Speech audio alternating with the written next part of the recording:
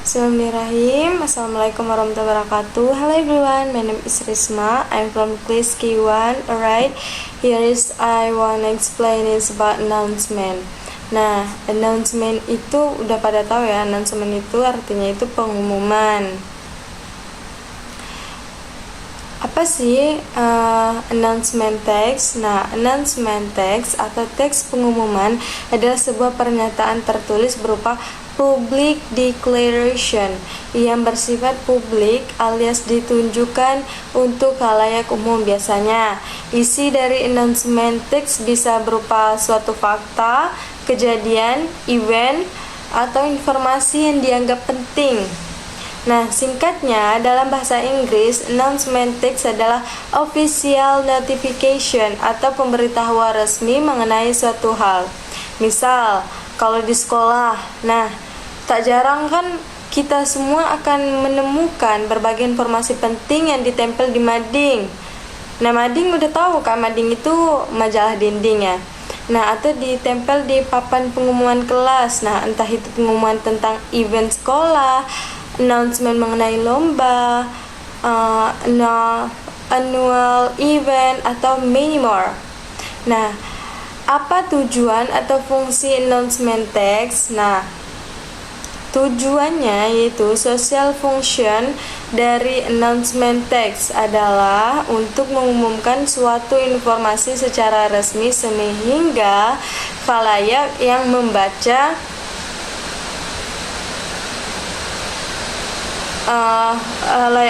pengumuman dapat menerima informasi sesuai dengan fakta yang ada. Oh ya, kalau announcement text berisi tentang event, maka eventnya kemungkinan sudah terjadi atau baru akan terjadi di masa yang akan datang.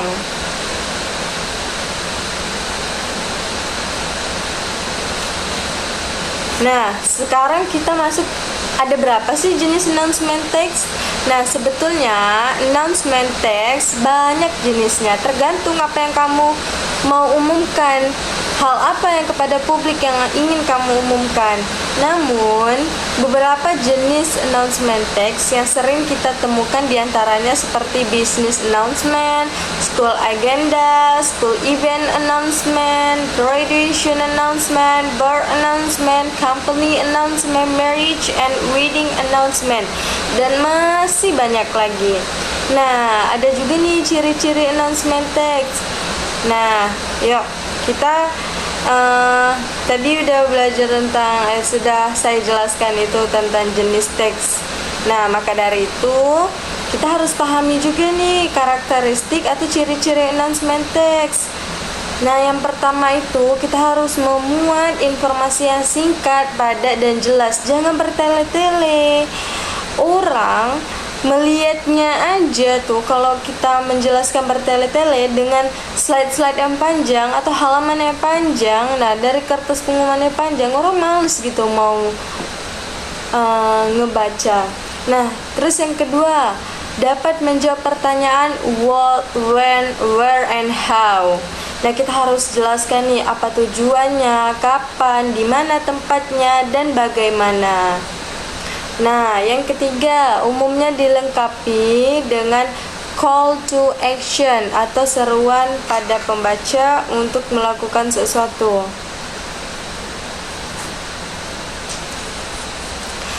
Oke, kita lanjut. Apa saja sih struktur text announcement atau generic structure of announcement text? Nah, generic structure of announcement text itu terdiri dari opening, content, dan juga closing. Nah, jadi pertama itu kita jelaskan pembukanya, nah terus kita jelaskan isinya, terus penutupan dari pengumuman tersebut. Banyak ya generic structure itu. Bisa nih, opening itu berisi greeting atau salam, judul, tujuan pengumuman, atau garis besar informasi yang akan disampaikan. Nah, terkait dengan topik ya, judul. Nah, terus ada konten. tulisan detail mengenai suatu informasi atau inti yang saya bilang tadi. Nah, di situ juga bisa dilengkapi dengan tanggal, waktu, lokasi, atau kita harus menggunakan ini, baju ini, atau apa, and extra. Intinya itu yang meliputi 5W plus 1H. Closing. Nah, closing ini itu adalah penutup informasi. Biasanya diisi dengan himbauan contact person. Nah, informasi sosial media and so on.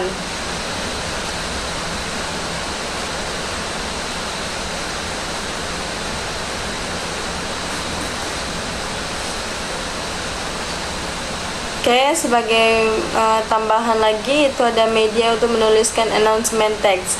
Nah, kalau kita bicara soal media ya, saat ini terlalu tentu sih banyak sekali yang bisa jadi perantara untuk mempublikasikan announcement text. Kalau pengumuman yang berbentuk lisan atau audio itu kita dapat mendengarnya melalui media elektronik seperti radio. Nah, kalau announcement text sendiri dapat dengan mudah kita baca media visual seperti newspaper, magazine, billboard, atau mading sekolah. Nah, tapi di era digital ini nih, nah sudah familiar ya, kita kayak bisa melihat announcement text itu di media sosial itu seperti WhatsApp, grup, atau many more ya. Dimana aja bisa tuh ketemu di media sosial itu ya, berupa pesan gitu. Nah, kalau kaidah kebahasaan, language feature announcement text. Kaidah kebahasaan announcement ini ya itu menggunakan simple present tense. Simple present tense, simple future tense, imperative tense, declarative tense.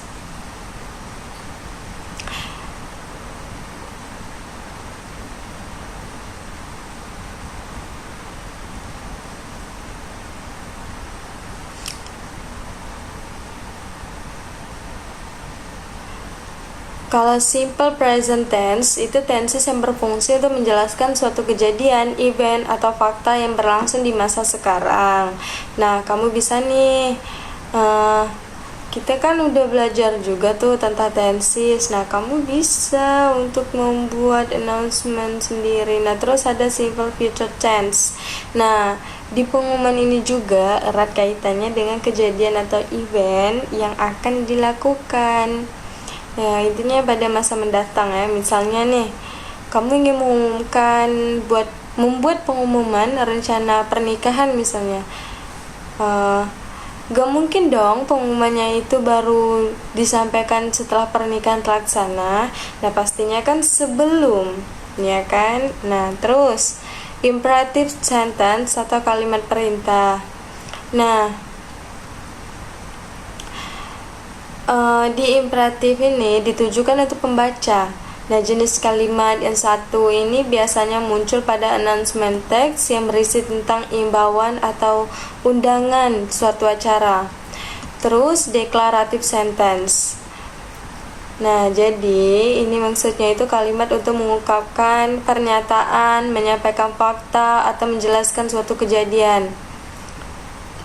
Nah, jadi fungsi dari announcement text yaitu menyampaikan informasi pada khalayak umum. Contohnya begini, to face the National Sport Day, our school will prepare the school sport team.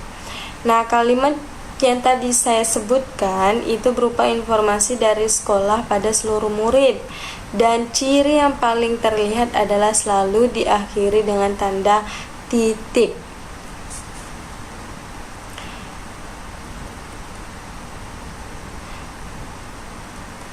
Perubahan verb jadi noun dengan sufiks akhiran kata.